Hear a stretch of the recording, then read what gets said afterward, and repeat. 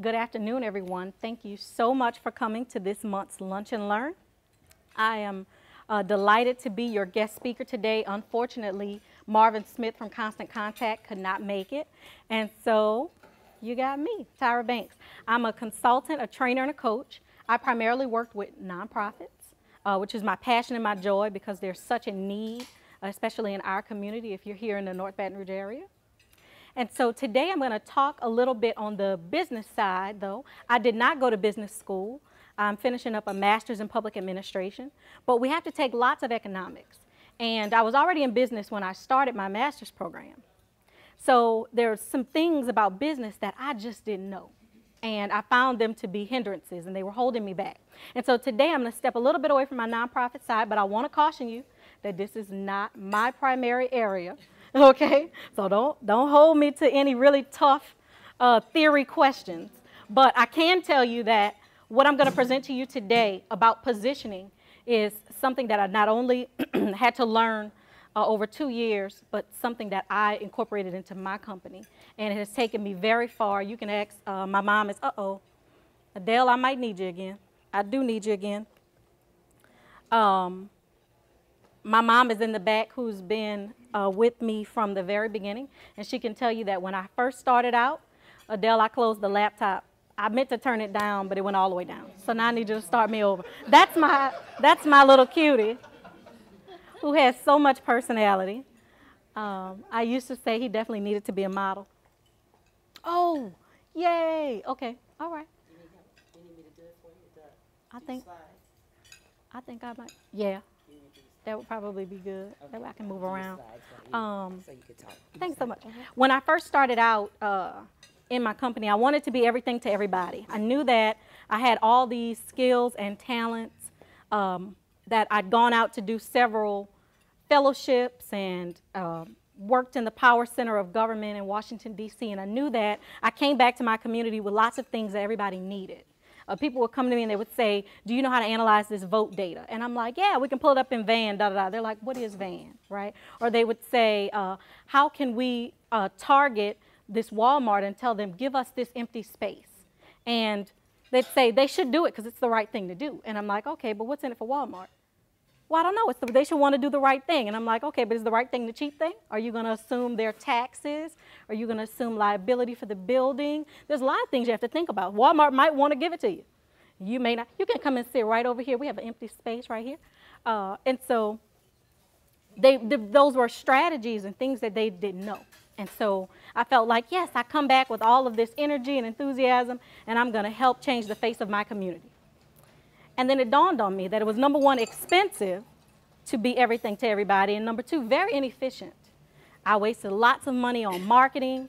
I wasted lots of time on travel. I would spin my wheels for very few dollars until I really understood what my position needed to be in the marketplace. And that's when things started to turn around and change for my business. And so I'm not an economist. I'm a mom, I'm a student, I'm a consultant, a trainer, and a coach, but I'm not an economist. So that is my disclaimer for this talk. All right? All right, so why do I say that I'm not an economist? Because I'm applying Porter's ideas that I took from my business classes, but not that I am the author of this idea that I'm giving you today. It's developed by Michael Porter, who talked in the 80s and 90s about strategy, variety, cost, and focus. And those things, now that I've put them into my business, has helped spur growth exponentially. You can go to the next slide. All right. When I understood that, like athletes on a basketball team, we all have a position to play, that's when I really started to grow. So I went from being everything to everybody to being really good and focused on a few things. And that's when things shot up for me. All right, so how do you find your position? So first you want to start with, what do I do better than anybody else? And you want to bathe yourself in that knowledge. Subscribe to every magazine, go to every conference, find every random training that nobody ever heard of, any certificate that could help you. Become the one who knows the most in the room about that particular thing. So that's what you want to start with. What do I do better than anybody else? Well, there were other consultants that people could go with for strategy and analysis. What was my love? What could I wake up and talk about for 6 hours straight? Nonprofit management. So that's why I picked to focus in that area. If you don't have silverware, raise your hand for me. All right. If you're done with your plate and it can be taken from you, wave your hand. Yay. You guys are fabulous. Next, so if you're taking notes, if I were you, I would jot that down. Jot down what's the thing that I could think of 50 different topics to talk about this one subject. Let that be your initial guide as to what your thing is. What do I do better than anyone else? And then what's your capacity to do it compared to other companies that are just like you? Well, I was a one-person shop. Still am pretty much, but thank God for precious independent contractors and team members and moms and grandmothers who come along and help you get where you have to go. But for the most part, I'm a one-man shop. And so I was going after these large nonprofits and school systems and people that it would take me out of the game 6 months to work on their project. Was I the best fit for them, or should I refer out to somebody? Anybody have a referral system where they refer out to somebody who's just like them? Wow, that's awesome. Let me tell you why. Most people I meet, they don't want to work with their competition, right? I'm like, I would train my competition. Help me. Can we, tag team? Can we work on these big projects together, right? Can we both get a slice of this pie or bite out of one slice? It don't matter, as long as we all eat, all right? So many people I know, I have to kind of work with them over time on you can refer directly out to somebody who's your competition, because oftentimes they become strong alliances for you. And if their plate is full, they remember you referred somebody to them, and they'll refer somebody right back to you. All right, so go back a slide. So I had to stop and look at what's my capacity compared to other people. So I knew I could primarily serve the smaller nonprofit who's just starting out. I have a passion for facilitation. And so primarily they're the people who need good strategic plans and good board trainings, right? So I started to see where I didn't have the capacity to serve the big fish. So why throw the marketing dollars and the travel budget at the big fish? So narrowing that on down. And I wish that Marvin was the next one after this one, but he won't be. I don't think I'll be able to get him back until next year. But the reason why I say that is because Constant Contact feeds directly into this idea. So everybody familiar with what Constant Contact is? It's a newsletter. Anybody unfamiliar with Constant Contact? Okay, I can describe it this way. It's sort of like a newsletter service. So have you ever been a member of a membership organization? You get a newsletter in the mail. Well, imagine that translated into email. And you can make very targeted emails. You can sort your address list. You can store all of your contacts there. It's kind of like MailChimp. You can sort your address list based on different types of people that you want to contact. So some people might just be your small business people. Some people might be your nonprofit people. So if you're an insurance salesperson and you're running a general liability policy and you want to talk to all your nonprofits that are having events for the holidays, then you could just target an email just to that list. And so that's the beauty of Constant Contact. Well, sometimes we're trying to get everybody into our boat and everybody into our basket that we're not thinking about how to truly target them. And so if you're like me, you get a mound of emails, you're going to click through and delete things that don't make sense to you. But if you have learned your position, then you can target very well, and people pay attention to your emails. And so I wish that Constant Contact was the next one, because this would actually fit perfectly with it. So you look at your capacity next compared to other companies just like you, and then you figure out who's the target that's best for you. What's your best position in the marketplace? Now, when people think of your brand, you want to next describe what they should think of, right? For example, when I have women's events, anybody else been to a women's event that I've had or any other event that I've had outside of the Delmont Center? No, I'm the same way. White linen, you're going to eat on a real plate. I'm the same way. It's a part of my branding. My business cards, my tablecloth for my company. It's not wild and crazy, not a whole bunch of, because it's just who I am, right? I'm a little more subtle. I'm fancy with a little bit of flair kind of thing. And so when people think of my brand, I want consistency every time they look at it. So that could be a nonprofit. You could be an independent contractor. You could be a cosmetologist, a trainer, a public speaker, an author. You want to sit and really describe and hone in what should people, and even if you've been in business for years, because remember, I was in business about 3 years before I got this.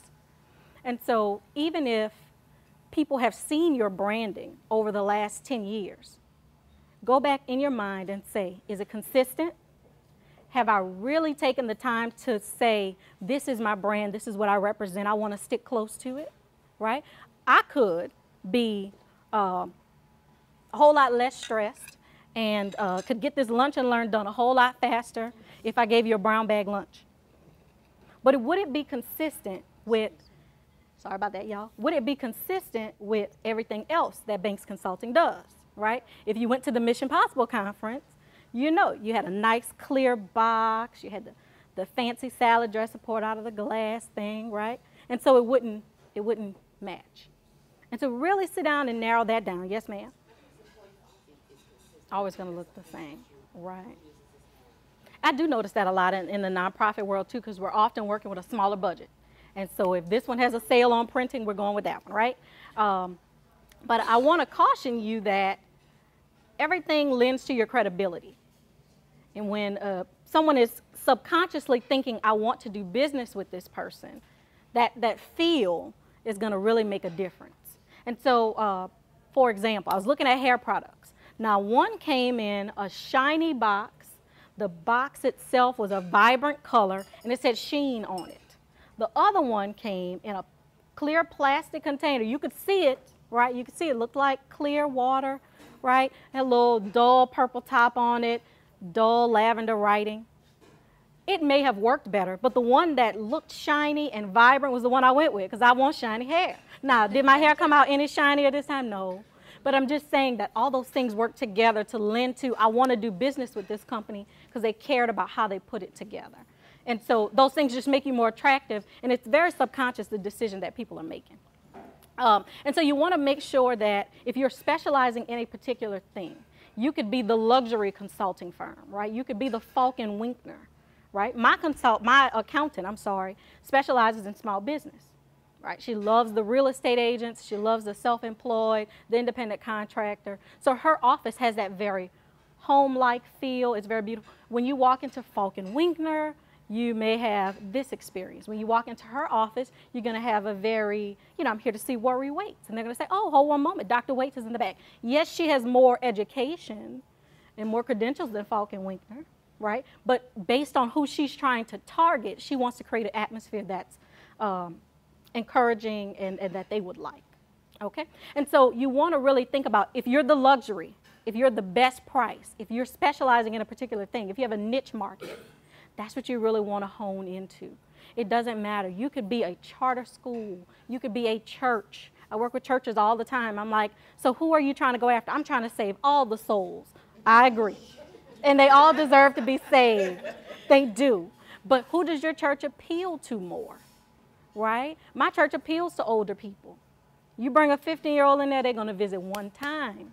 Know who you appeal to. And so that's really key when you're trying to establish your position, because then you're going to be like the sun, and you're going to compare everything that revolves around you to yourself. All right, next slide. Okay, how do you play your position? So once you've decided if you're the best price, if you're the luxury, right? My position is experience. And I have a niche market because I have over 10 years experience in the nonprofit industry. And then my niche market is the smaller nonprofits. So yes, I'm a business consultant in the broader world of business, but my niche is the smaller nonprofit. Okay? So how do I play that position? Number one, you want to offer value-added services. What are the things that you can do, that you can offer that add value, that you're not tacking on this large price to add to? So for example, I do proposal review. If you are an existing client of mine, it could be that I'm working on your campaign or your nonprofit is submitting a grant. I will review your proposals for free. That's just a value-added service. Well, number one, it's not very difficult for me to do because 9 times out of 10, I've done your strategic plan. I've helped you refine your mission, vision, and value statement. So I am the best person to review it because I can see where it all fits together, as opposed to you hiring an outside consultant who hasn't walked with you through the process. So it doesn't cost me anything extra to do it. It adds a personal touch for my consumer. And it doesn't matter what industry you're in, you can offer that. All right? So what are your value-added services? Is there something that you do? Maybe you're a cosmetologist and you specialize your conditioner based on the type of hair the person has. You need me, Mr. Stewart? Okay. Doesn't charge you anything extra because you're already going to buy different conditioners. All right? And so you're just offering to your client, I will use the one that I know that's best for you. So pick your value-added service. You could be a nonprofit. This applies to everyone. Spend resources marketing only to your customer. Remember, my early mistake was I wanted to market to everybody, which meant there was no money coming in my business to actually help the business grow because I was spreading it out. Come on, take my marketing, right? Instead of saying, yes, you, nonprofit, take my marketing material, thank you, right? And then I can, if you come up to me and you need help and I'm not the best fit for you, now I can refer you to somebody else. Now I've built trust with you. So later on, when you think, oh, you're a nonprofit, let me introduce you to Tyra. She wasn't able to help me, but she could probably help you, right? Now you've built trust with people. And if you did branch off later in your business or in your ministry, wherever you find yourself, if you did branch off later, you can connect right with those people who you've already built trust with. So spend your money marketing only to your customers. Stay in your lane. Don't go after a big old contract if you don't have the manpower to do it. Anybody can think of reasons why that might be a bad idea.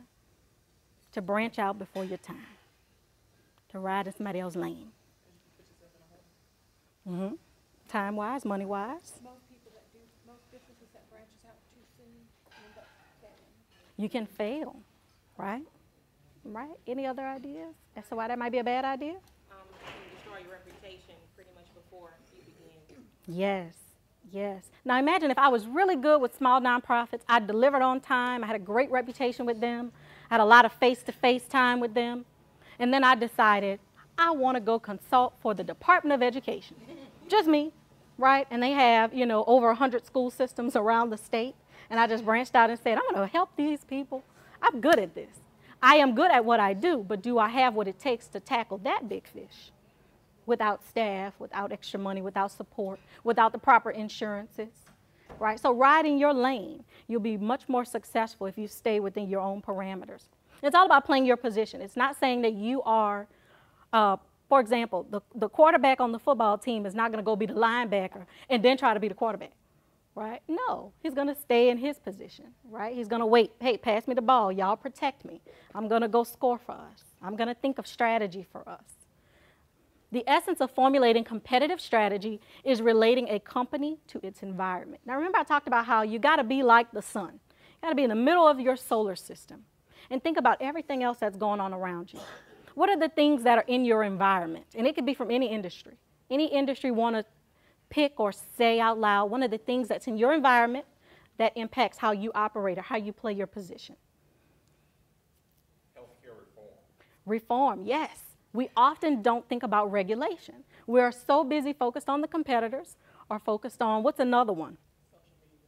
Social media. It happens around you, right? Now, let's say I came to get my hair done at your shop. You dyed my hair the wrong color. It wasn't your fault. I told you I wanted auburn when I really meant I wanted burgundy, right? And you did what I asked, and I'm on social media blasting you. Oh my, she tore my hair up. It is purple. I cannot believe this, right? Social media is instantaneous. So it's not like back in the day where you had time to get a press conference organized and announce that, yes, we did dye her hair purple, but it was because she asked. And let me present the documents. Do you guys have any questions? You don't have time for that anymore. You got to hop on social media real quick and combat that and answer that. Anybody else have any other thoughts on things that happen in your environment that impact how you play your position? Cost. That's one for me. When print costs go up, the price that I have to charge for things goes up. Well, if I'm known for being the person that has best price, that can kind of mess with my margin a little bit. Because I either have to decide to take less money for myself, right, to keep charging you a competitive price, or I have to go up on the price, which means I may not fit my best price position anymore. Make sense? So price is one. Anybody have any other thoughts? I think in terms of the catering, sometimes the distributors run out of food. Yes. And I have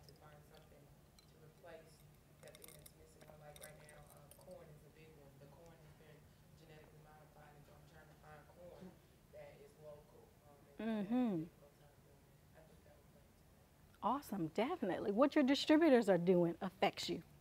Even if they decided we're going to get together and we're going to say that we're only, because distributors do it in the oil industry, they do this all the time, right? They'll get together and say, we're not selling to this country, right? And it'll drive up the price for these people. And so cost of transportation goes up when fuel goes up. So all those things are going to impact you.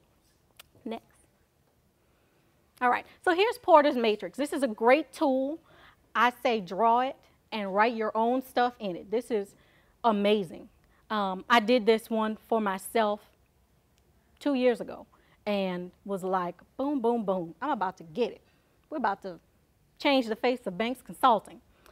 All right, so first you want to think about, remember we had to think about what position we're in, right? Who am I? So you want to decide who you are in this box.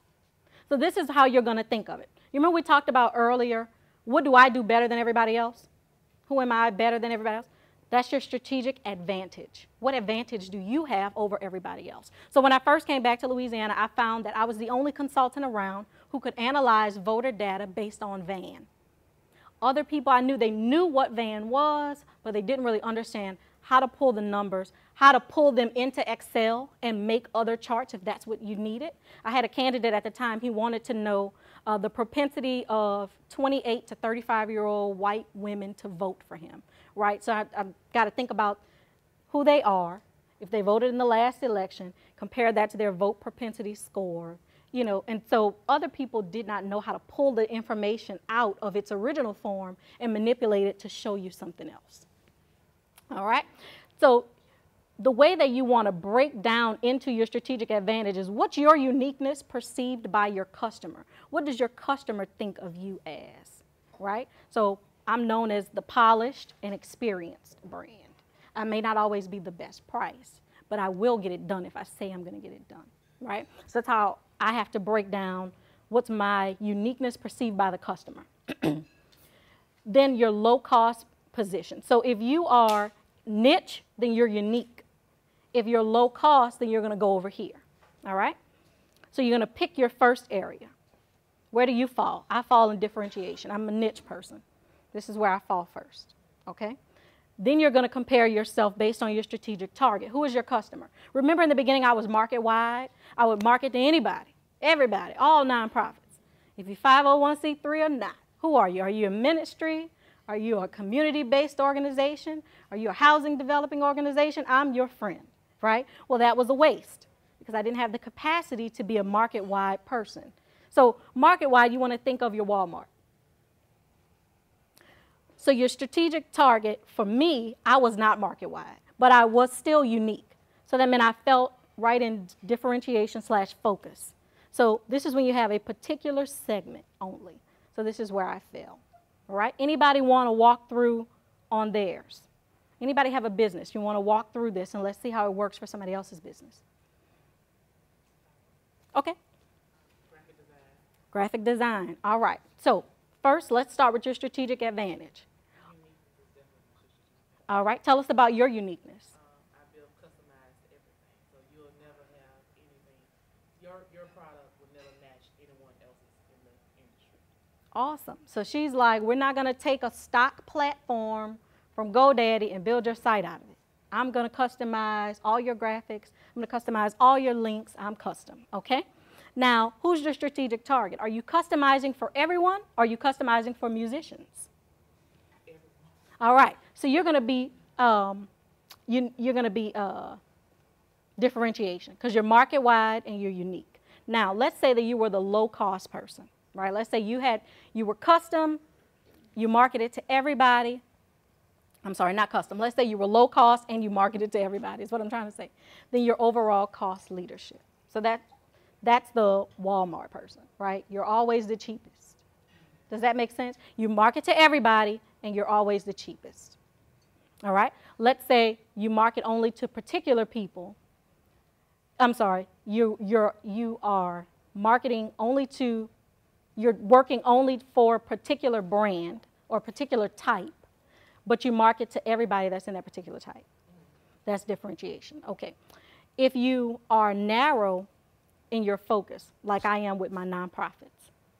And I'm the niche and I'm the differentiation of nonprofit. I feel like I'm screwing this up right now. That's your differentiation focus.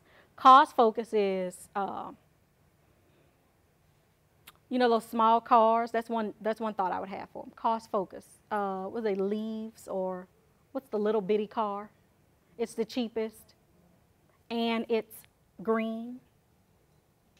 You know what I'm talking about? So like, so The you little bitty car that's green. friendly. Right. So it's eco-friendly and it's the cheapest. That's cost focus because you're differentiated, which means you're in a particular segment only, like I am with the nonprofits, and you're the cheapest, low-cost position. So where those meet is your cost focus. All right. Anybody else want to do it for their company?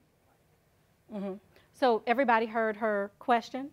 They primarily serve the underserved, so they're focused there, and they're the low cost. So that means they would be cost focused also, because their niche is the underserved community or those who really can't afford health care, right?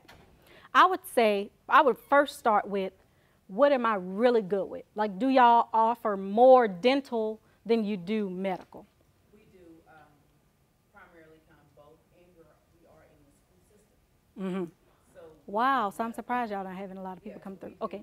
but it's just in the rural area though. Uh-huh. In Ascension Parish, I can name it, Platinum Parish, and we are medical, dental, OBGYN. Well, in one of the areas, just GYN, not OB, and just some other things. The first And thing it's I would, just, the education part of it, I think, I don't know if it's the new, when you come. you do often find that. Myself, a small town myself, and it's like when something new comes in, it's different, you know, and we've been there going on, this will be our third year, going on our third year, and the patient report has not been.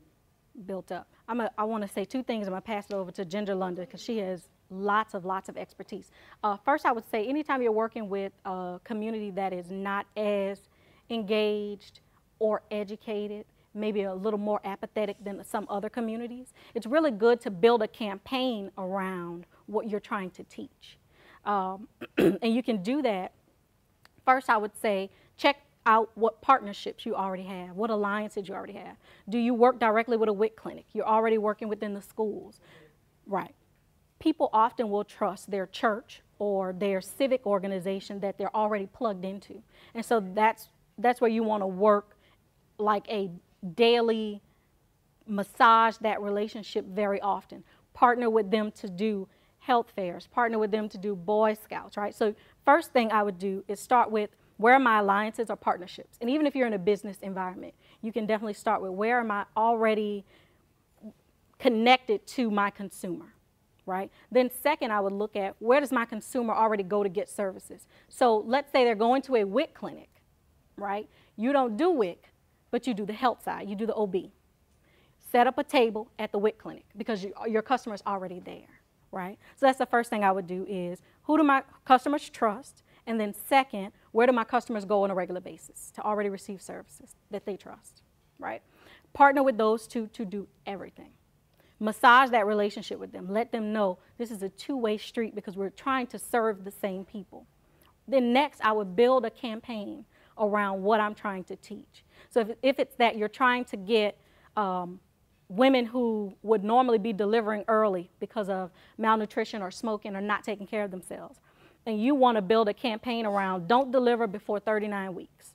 You know, you're going to help them make their goal of 39 weeks. You're going to pull them in for some free counseling. And I mean, like, offer a nice big prize, like an iPad, or offer free gas for 10 days, or a big thing like that. We did an event, we partnered up with the actual mayor of the town and local people in that area, even different doctor's offices in the hospital in that area, as well as we threw something like really big at our facility twice a year, our facility and their community facility once, and it was a great turnout as far as people coming out.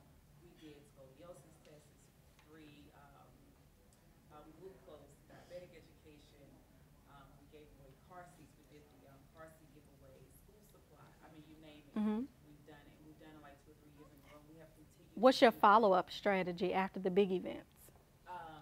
What we have done is once they get those screenings done, we get their information on those. We do the three-part sheets. Mm-hmm. What we do is we call them. We have miracle workers at the time. We had miracle workers to call each individual from that area and the surrounding area who did come to see how everything was. And Mm-hmm. would like to come apply. You know, if we are here, like we send out our information as far as with their addresses. We send out where we were located. We would like to hear from you, and it's just not. Mm-hmm. And when I went and talked with individuals in that area at the school, like I talked with my Mm-hmm. parents, they was like, well, I go to Baton Rouge because my son has asthma, da da da da da da da. And so they go to that one doctor, and instead of coming back going there, they just handle everything here in Baton Rouge. While they're already here. You know, they're so accustomed to coming to town, Mm-hmm. as they call it, than staying in their area, and they can walk out their back door and get the same service. We can talk a little bit more about it afterward because there could be some other things that you can do in the follow-up. A lot of times you have to build that trust over time so that people can see, oh, I can go out my back door and get all the things done that I'm getting in town. And you may be able to build that campaign around save gas or, you know what I mean, to help connect what my customer need or what their pain point is. And I would say that for any business in the room. The best thing to do is to figure out what's your customer's pain point? What is that they need? You know, I find my nonprofits need tax tips. They need, Ms. London. And also, I don't know if it's time for lunch. If lunch is ready and they want to serve it, they can feel free to interrupt me whenever. Okay. Okay, fabulous. Don't you love La Petite Gourmet Catering? They are fabulous. Miss Ginger London has lots of experience, so she might be able to lend something to this. Just say you may want to consider going back old school, and you may want to knock on a few doors Mm-hmm. and check a few hands. And it goes back to building credibility and building relationship. You know, so yes, you do that those events throughout the year, but if you really want them to, not that they don't trust you, but if you want to build a relationship with them, you may, if you can, get a group of your workers and actually just knock on a few doors, have a little, what do you call it, a flyer, inexpensive flyer with some main bullet points on it. You knock on doors, but then it's going to go to actually re-educating them. But it still may take, It takes time because they've already conditioned themselves. Right. So you have to recondition them. I mean, if you look at the big things like, I just want to jump in. And it's just something as you were speaking, I thought about success stories. Like, there's in every community, there's like these mavens, like a person, community, people, whether it be a minister or whatever, getting those people on your team, talking about a success story, something that happened with this particular patient. So when you have that big event, you can, if those people don't mind, you'd have to get clearance, of course. But getting them to say, we were able to diagnose, somebody said, they found a lump in my breast and really blah, blah, blah, and they tell their story. So now their neighbor is telling them about how you guys helped them. So now they really, okay, now I can see myself going there. So when you have somebody like me, so when you're having that big event, do you want potatoes and green beans? Who you touch in some kind No, of ma'am. way. Okay. And then they didn't cook 'em with it's any almost meat. like modeling, So like we did it for them, they did it for them, we could do it for me. So, what I'm saying? So if you have a couple of those people coming through, even on on those marketing materials, Yeah. they see those images of that's their neighbor. They go to church with that person or whatever. Then, using those mavens, those people that move the crowd, those people, the pastor wives and all those type of people that move people, then, being a part of those women's ministries in those smaller communities and things like that. But when you get those people, like to talk about their success with you, that does help to me as well. Yeah, and if I would compare it to every major campaign to educate and change a mindset, like littering, energy efficiency, all those stop, drop, and roll, right? Back in the day when, people feared that we were going to have a radioactive attack from Russia or another country, right? The things that you learned they had to ingrain it in you. They broke it down into 3 steps, and they built the education campaign around it. And I was just gonna back her, because I know from experience, I do this for my church now, for my pastor. When you wanna come in, a lot of times when you do the big events, it's kinda hard, but he has allowed different organizations or different people to come in personally and have that, small group discussion about their services with the members, either on a Sunday or when we have Bible study. Yeah. You know what else just hit me? Magellan. And we'll talk afterward. But for the larger crowd, this really works. Magellan Behavioral Health has a model that they use, independent family support coordinators, because they are primarily working with the undereducated, under-resourced population. And mental health is not a really big thing to those people. They don't want to talk about it. They don't want to deal with stigma. And so they may not seek out help for their child, right? Or then you have some families who will seek out help for the wrong reasons. And so they assign, right, and to help manage the cost of that too, because that is sometimes an abuse of taxpayer dollars, to manage both sides of the coin, they have family support coordinators who dress in plain clothes, who are plain spoken. I'm going to come to your family's house or wherever you want to meet, if it's at McDonald's, and we're going to walk through this process of getting your child's services together. And so that might be a great model for you guys on that follow-up piece after the big events, because people often feel like, oh, this company just needs to spend this money and they're going to have this big event, and they don't feel that connection to you afterward. I hate to keep it going, but I did work with Magellan, and I did work with AmeriCorps a couple of years ago, and what she's saying is adequate.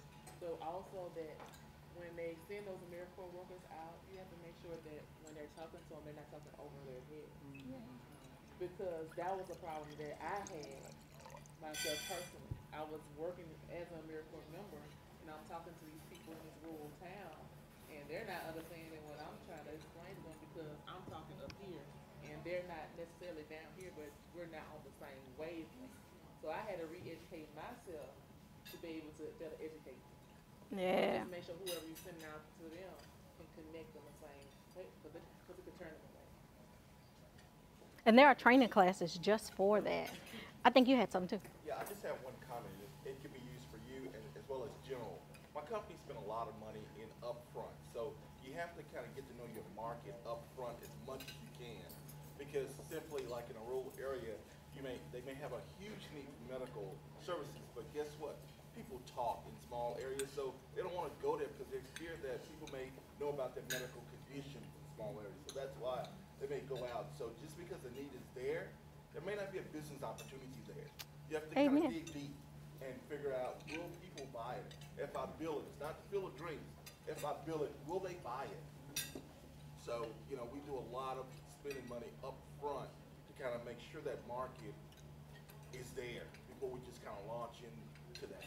So just kind of word of advice. Oh yeah, that's a great point. And it fits very well with positioning, because if you find that you are in the pond with all the big fish and you really would rather be with the little fish, then you might have to change ponds. And that's why it's so important to learn your position.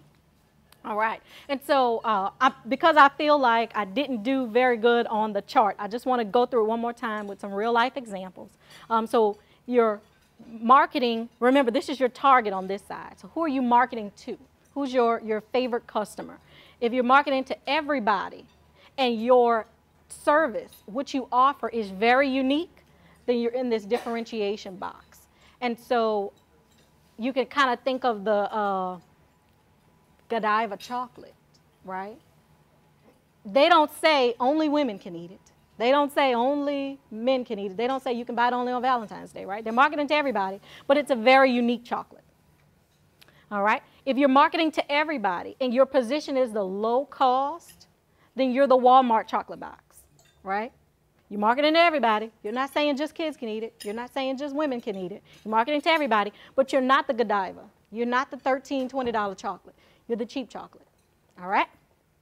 If you're marketing to a particular group only, like I am with the nonprofits, right, and you're offering a very unique service to them, the way that she is with the graphic design, right? So if she was a graphic designer just for musicians, she would be differentiation / focus, right?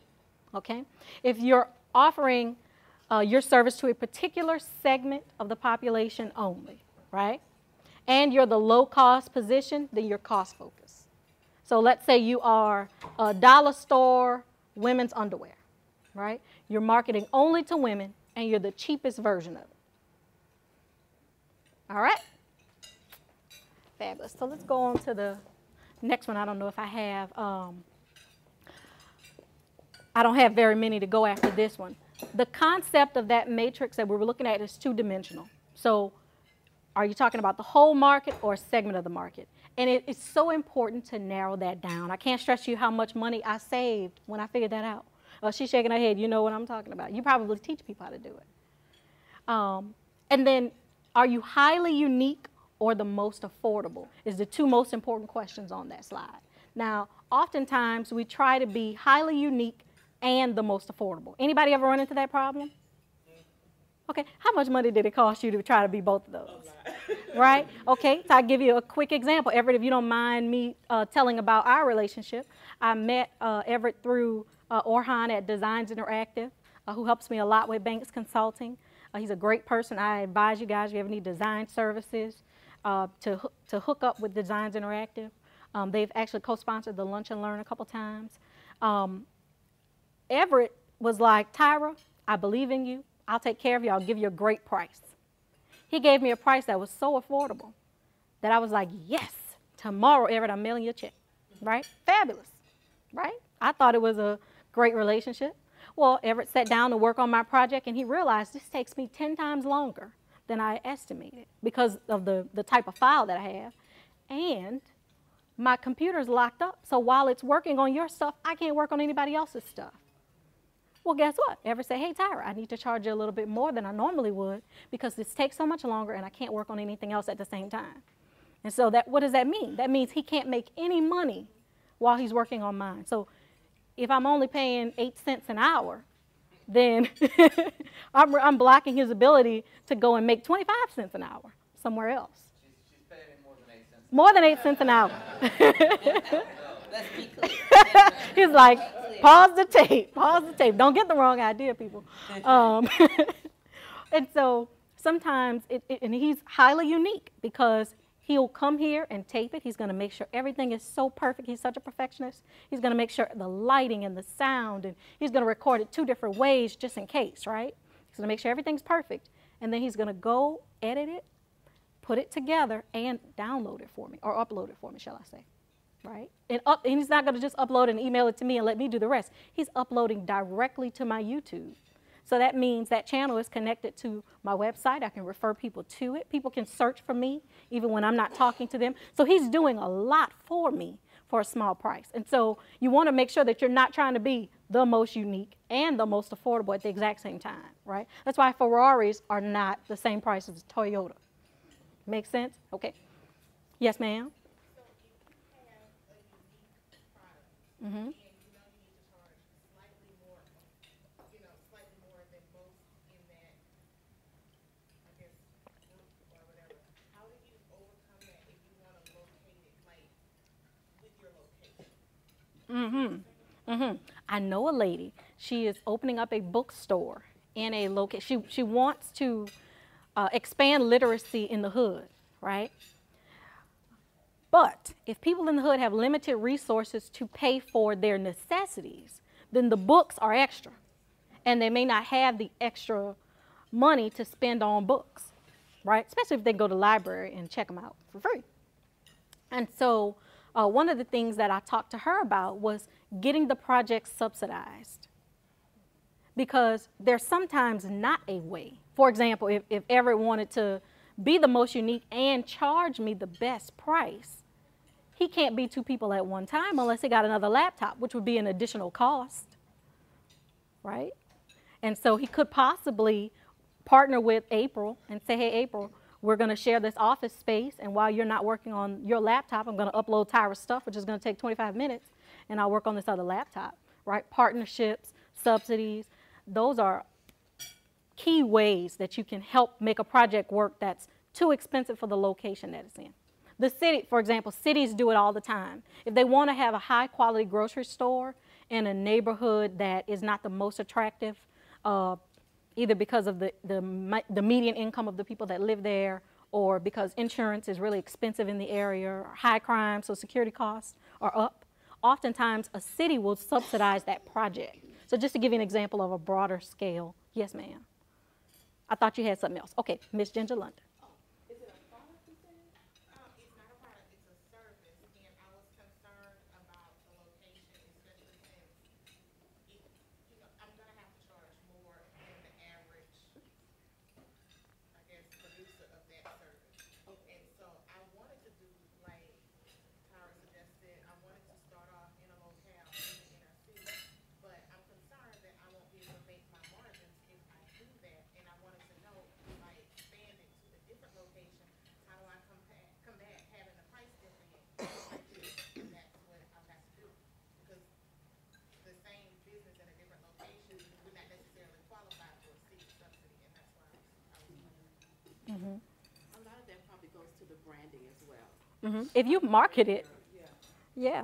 And I mean, market research, as someone mentioned, it's a little beforehand, there's a little legwork ahead of time, but a lot of that probably goes to the branding of it, and you may have to consider, even though it's the same service, you may have to consider two divisions or two separate businesses or something, if you think that the people in the lower income or the people in the higher income will not understand how you have to say that, across town, same service offered at a lower price. right. The Dance 411 Foundation in Atlanta does that exact same thing. So they make their bread and butter off the pole dancing and was it like striptease class? I know they have some nice way to say it, but I don't know. And I searched my brain just a second ago, and I'm like, what's the name of that class? But it might be like burlesque class or something like that, right? They make their bread and butter that way. But their mission in their heart is to expand dance in the inner city to kids who otherwise cannot afford dance. And so what they do is they have split hours, and they have two ways that you access the building. So the kids never walk past a pole and say, Mama, what's that?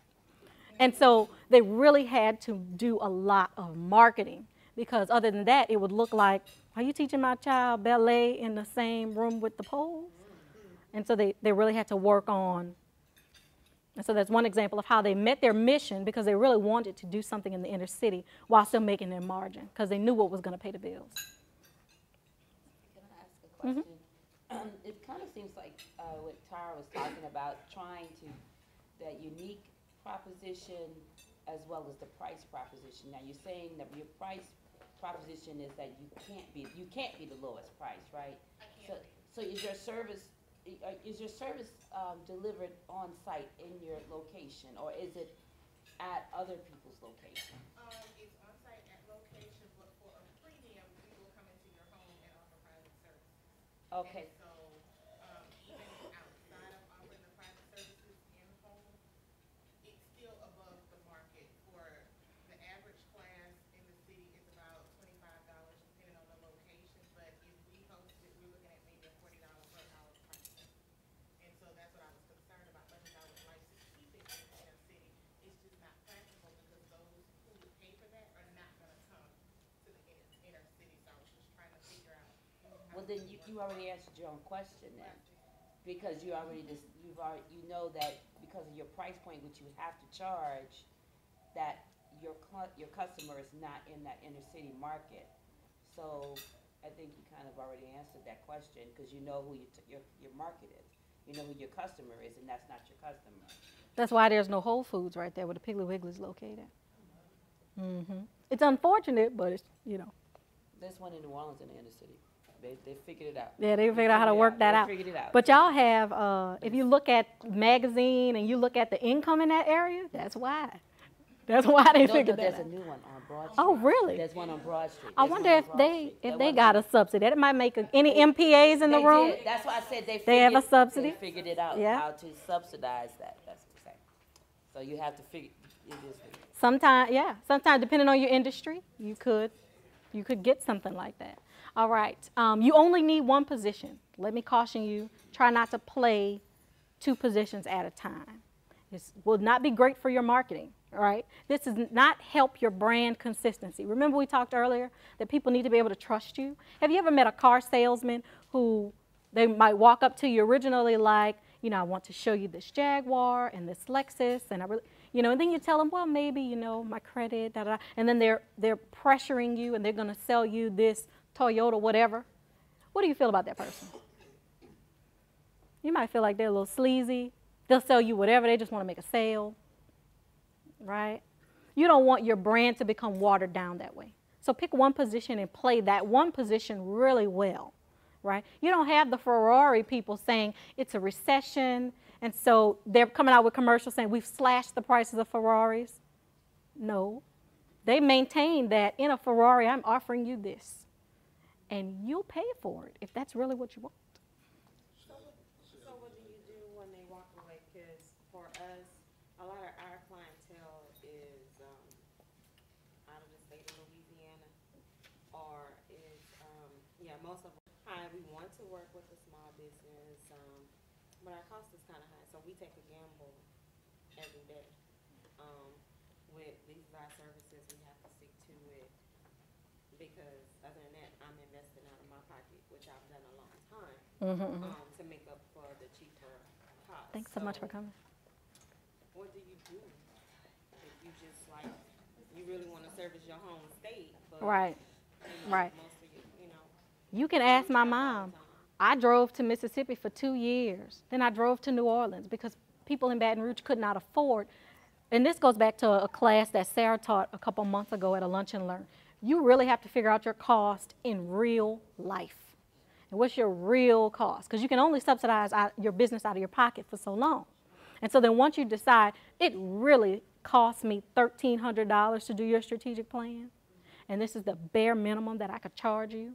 And 2 things I found has happened for me. Number one, I've kind of created a culture of people who I let them know I'm not going to take on your project because I really can't do it. So number one, I've just built trust with you because I let them know in order for me to really be able to do your project, I need this amount of time. But on the business side, because I have to pay wonderful people, I know that I need to make this amount of money. And so that means I'm going to be doing your project and somebody else's project at the same time so that I can make the money that is going to require me to pay these other people. And so I'm not going to take on your project. Well, number one, I've built trust because that person knows, okay, but Tyra, you know, if we do raise the money, if we do get a grant, I can go back to her because I know she really is only going to take on my project if she can do it. And so you can create a culture of trust, and after a while, because I've noticed this too, in the beginning, I would try to do everything for free, half free. $130 was my favorite price because that's like the bare minimum that I could have charged at the time because it was just me. Thank you so much.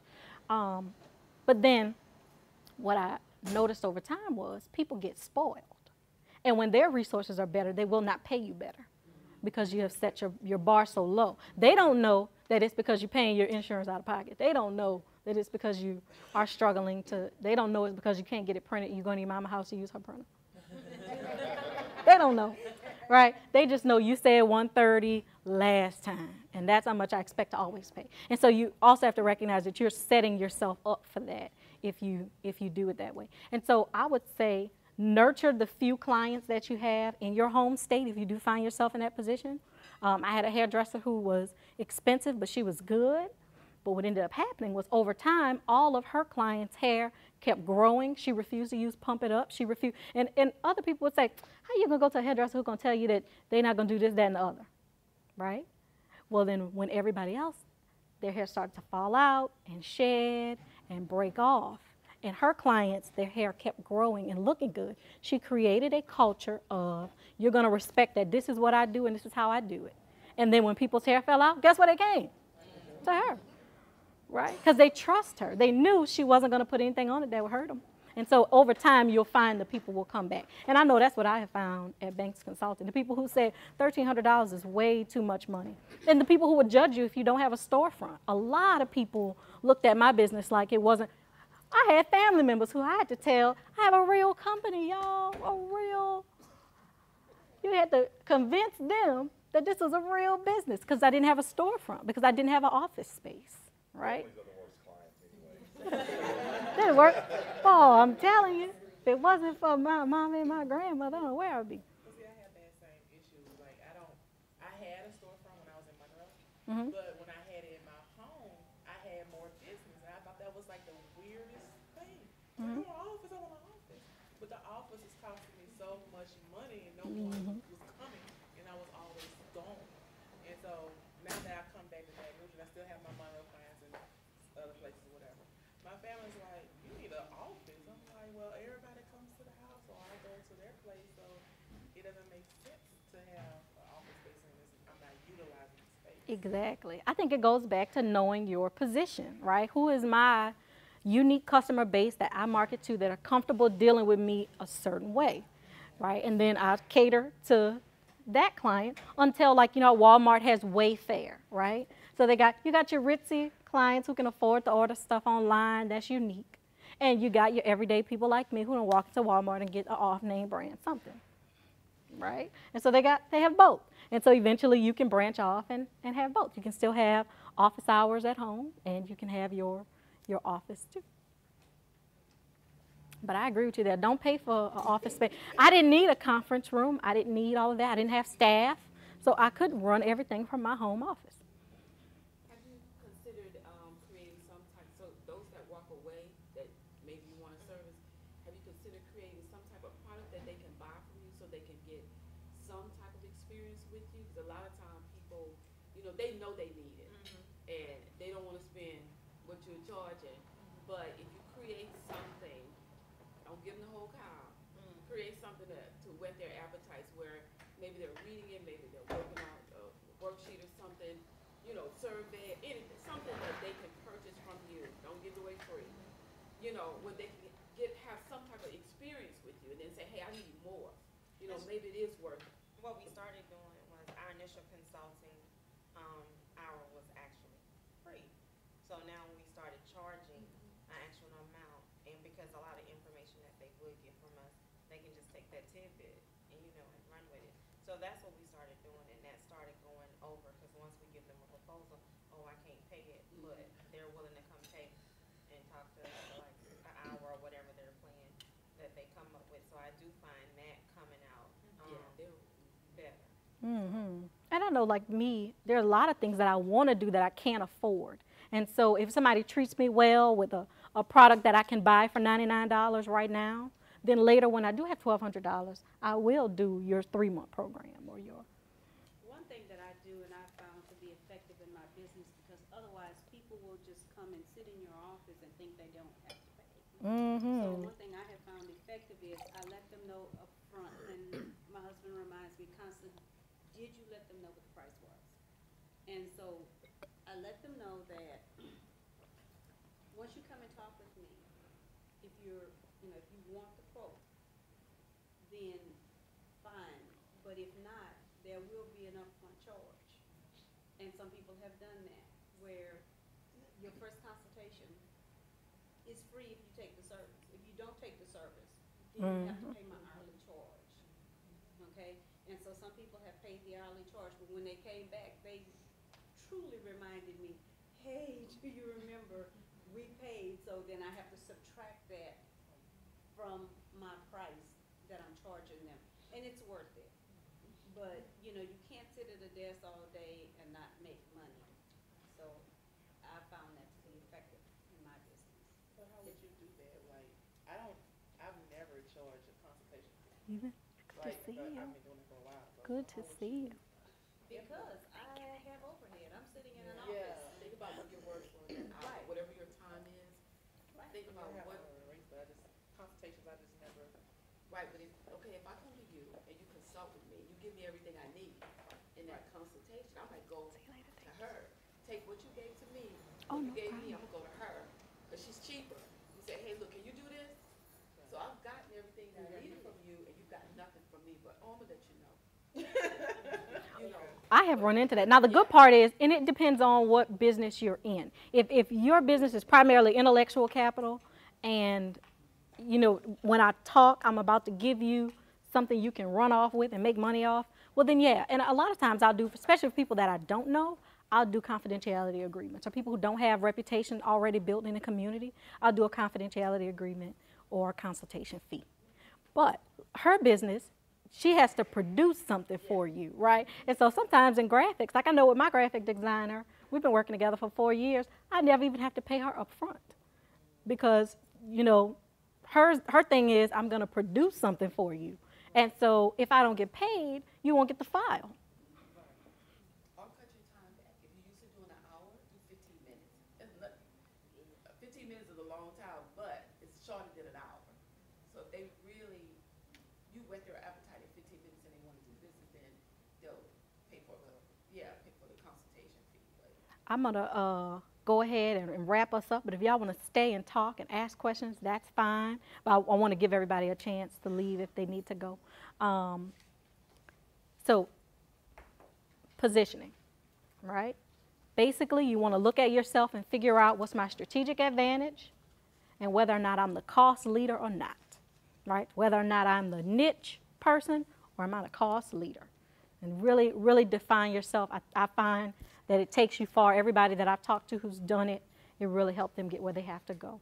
All right, so I'm gonna give a couple quick announcements and then we can roll out. All right.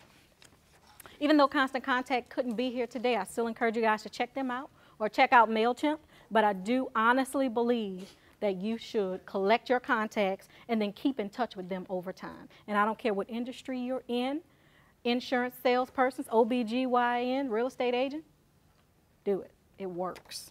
All right. The first one is this Friday and Saturday from 8 to 12. There is a father and son conference here at the Delmont Service Center. It is completely free to come. I encourage mothers, fathers, young men to come. We'll have some great, powerful speakers who are going to talk about everything from balancing your career and your competing obligations in the community with your role as a father in the home, to the issues that fathers who are re-entering after being in prison for 10 years have to face. So be a whole gamut of things. Lunch is free. We have great speakers. We'll have a very special presentation by the U.S. Navy. They're coming to give a proclamation to every family that comes. And they're flying down here to do it. So I encourage you guys to come. Next we have this Saturday evening, there is a free teen summit for young people. The teens are being asked to know their status. It's primarily being marketed to the older teens because it's in the evening time at the River Center. Again, it's completely free. They're going to talk about abstinence, HIV, drug use, violence. This is going to be a great, great event. There are a couple music artists that these young people know that I have never heard of. Mouse on the Track. Who is that? I was like, have I missed everything from Juvenile on out? I'm about 20 years late, about 15, 20 years late. There's also a youth summit coming up in New Orleans at Dillard University. I volunteered at it last year. I took my interns last year. They had a phenomenal time. It teaches them about decision making, right? It's amazing. It's a 2-day youth summit. I think they're expanding it to 3 days this year. Oh, fabulous. For the Mike Amp, woo! Big shout out to my Sister Soiree friend right over here. If you've never heard of Sister Soirees, you need to hook up with us afterward. It's an amazing sisterhood of women, primarily in New Orleans, and we go there. We have soirees, and we network, and we have a great time. On, is that Wednesday or Thursday of that week? Wednesday, it's a fundraiser with actor Lamont Rucker from Tyler Perry. You can buy your VIP tickets right over here. And I have some in the trunk of my car. And I've got some in my purse. The VIP experience will include sitting, eating, drinking, hanging out with Lamont Rucker and the crew. You will get a picture with him. You'll get time to talk and chat. Great music, so you don't want to miss that. I know I'm not going to miss it. Me personally. I don't know, any of y'all ever seen Lamont Rucker? Ooh. Once you see him, you see him. Once you see him, you don't forget. So I'll see you guys on the 4th Monday of next month. And our parting quote today is, start before you're ready. Start before you're ready. No excuses. Amen. All right. All right, I'll see y'all later.